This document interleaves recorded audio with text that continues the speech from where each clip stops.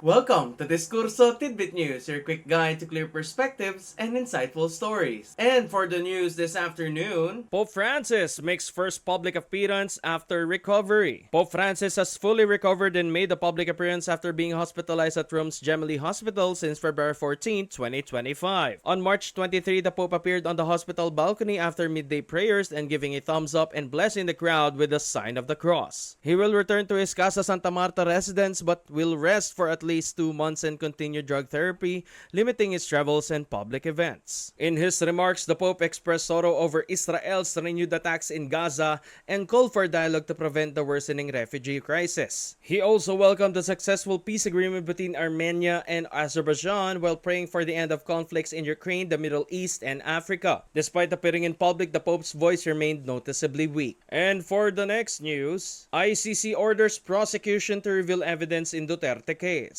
The International Criminal Court has directed prosecutors to disclose the evidence they will present against former President Rodrigo Duterte. In a March 21 order, ICC judges required the prosecution to reveal details of written and non-written evidence, witness list, and whether witnesses will remain anonymous. The deadline for submission is April 4. The defense must then respond by April 11, confirming if they will present evidence, call witnesses, or request their own investigation before the September 23 confirmation of charges hearing. The ICC registry is also gathering applications from Duterte's alleged victims who must submit proof of identity and legal representation by April 2. And for our last news, DA triples rice allocation for vulnerable sectors under 29 peso program. The Department of Agriculture or DA has increased the monthly rice allocation for vulnerable sectors under the 29 peso per kilo rice program. The announcement was made by DA Secretary Francisco Chu Laurel Jr. during a job and healthcare fair in Dasmariñas, Cavite, and confirmed by a press release on March 23, 2025. Beneficiaries such as senior citizens, PWD, solo parents, and indigents can now purchase up to 30 kilos of rice per month, triple the previous limit of 10 kilos. The rice comes from National Food Authority buffer stocks and is available at Kadiwa na Pangulo stores and centers. According to the Philippine Statistics Authority, low-income households spend more on rice, with the poorest sector spending 18 pesos on rice for every 100 pesos spent on food. The 29 peso rice program was first launched in July 2024. and that is all for the news this afternoon. Keep an eye on Discurso Tidbit News as we deliver more news that gives you clear perspectives and insightful stories.